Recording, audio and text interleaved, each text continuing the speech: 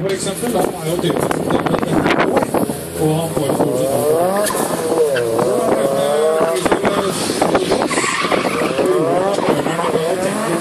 at dette her går ikke. Jeg fikk helt rett, og det kostet meg 3 uker på sykehus. Det var en god.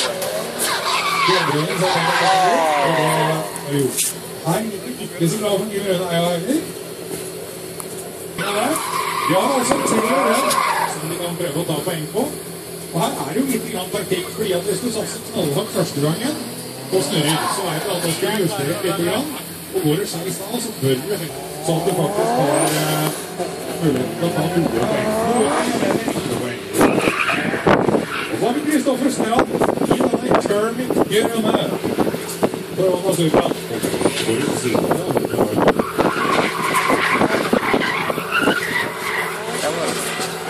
Ja, greier å ordne her. Kristoffer Strand, og førstemann kommer til gjennom semipro uten å snurre. Godt kjørt da. Da er det Espen Helvingsø fra Joker Drift Team. Nissan 206 han også. Det er en relativt rimelig bil å kjøpe, og relativt enkel å lære seg å vekke. Det er en populær bil.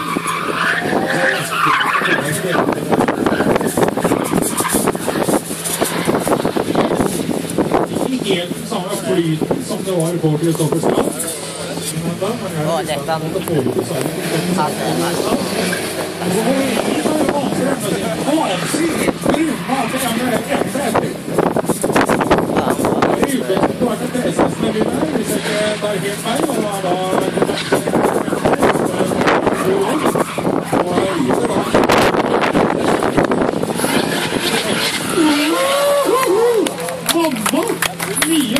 jeg trenger mye underbukser.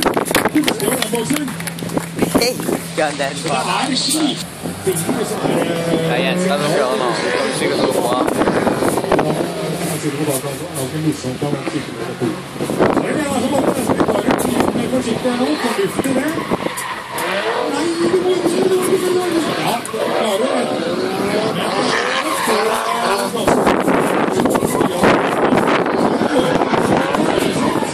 Nå er det også litt forsiktig. I det øyeblikket der. Så er det da Kim Rune Eieren.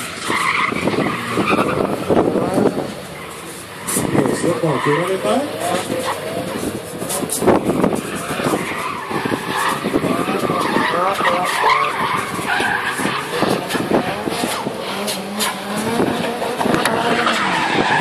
Beste rønnet hans så langt dette.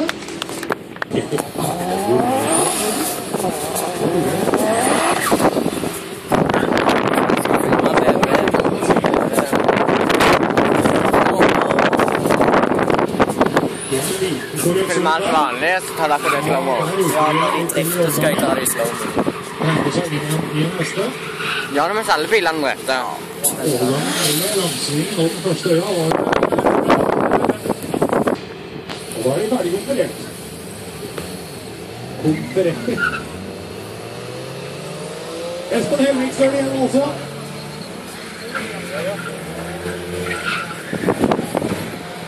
Ja, ei strekke som har fått en Espen A-front. Og der, oi! Det kjente Espen i rattet. Ja, det er ganske sikkert. Jeg vil for oss å komme til Egersund og se den bygningen. Lønn til å få dette arrangementet til på Gårdstaden. Banen er jo helt nydelig. Vi har en brutal vinkel inn i første svingen her. Synes det sånn at vi går til en gang, men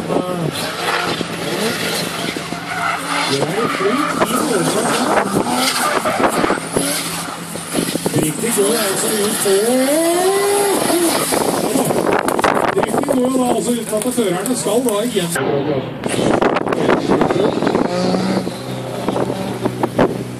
Jeg mener da at i morgen så kjøres det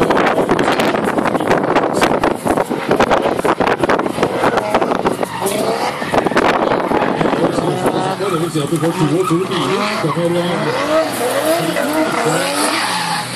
Ja, godt kjørt her alene. Dette tror jeg kanskje var det beste. går i 120-160 km i timen, så er det klart at det blir spennende med 5 cm mellom bilene.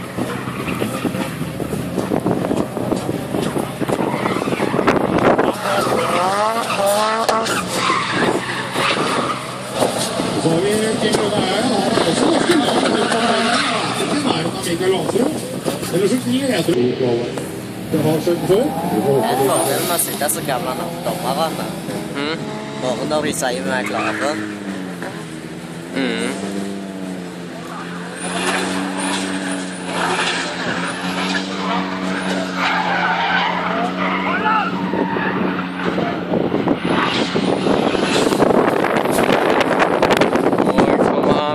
Heldig med utgangen av siste svingen. Ladies and gentlemen, og drifter så andre folk som er rett opp for. Vi skal ha i gang trofførere ganske snart, så dere kan gjøre dere klar.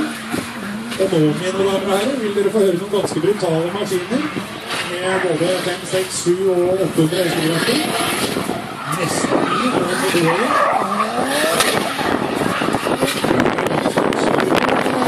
Og vi gikk også til sånn.